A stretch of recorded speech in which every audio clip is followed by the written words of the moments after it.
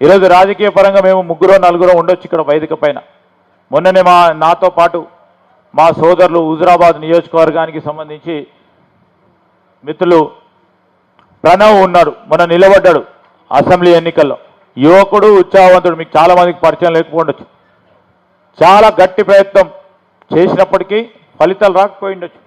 యువకుడిగా నిలబడి మరి సింగపూర్ రాజేశ్వరరావు గారని పార్లమెంట్ సభ్యులుగా ఉండే వారి మనవడు వారు ఇంకా అనేక మంది చాలా కష్టంతో కూడుకున్న పని రాజకీయాన్ని అలవర్చుకొని 10 మందికి మేలు చేయాలని ఒక ప్రయత్నం చేస్తూ ఉన్నారు.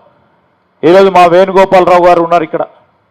అదేవిధంగా ప్రత్యక్షమైన రాజకీయం రావాలంటే వీరు అడ్వైజర్గా, ఈరోజు ప్రభుత్వ సలహాదారుడిగా మరి దాదాపు 20-25 సంవత్సరాల నుంచి పార్టీ పరంగా నడుస్తున్న వ్యక్తిగా ఈరోజు అర్హత ఉన్నా, టికెట్ రావాలని అర్హత ఉన్నా కొన్ని ఇబ్బందుల వల్ల రాకుంటే పార్టీ నిజంగానే అంత పెద్ద స్థాయి ఇవ్వాలని ఆలోచన చేసి ఈరోజు ముందుకు తీసుకెళ్తా ఉంది.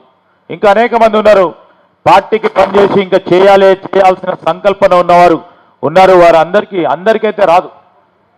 ఈరోజు పార్టీ టికెట్ 10 మందికి కొడితే 10 మందికి రాదు, ఒకరికే వస్తుంది. ఆ క్రమంలోనే ఇది ఇప్పుడు ఇక్కడ బసవరాజ్ శ్రీనివాస్ గారు కానీ సుబ్రహ్మణ్యం గారు ఉన్నారు ఇంకా డైరెక్టర్స్గా. మరి పెద్దలందరి ఆలోచన మేరకే ముఖ్యమంత్రి గారు కూడా స్పష్టంగా చెప్పడం జరిగింది. దేవాదాయ శాఖ మంత్రి గారు కూడా అదే చెప్పారు.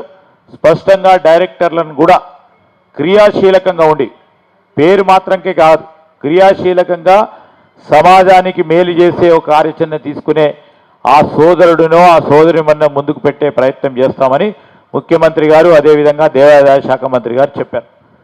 ఆ డైరెక్టర్స్ ఎన్నిక మా పరంగా ఉండదు, మీరే కూర్చొని పెద్దలందరి సమక్షంలో నేను చెప్పాను. చారి సాబ్ చెప్పినాను, శ్రీనివాస్ గారికి చెప్పినాం, పెద్దలందరికీ చెప్పినాం.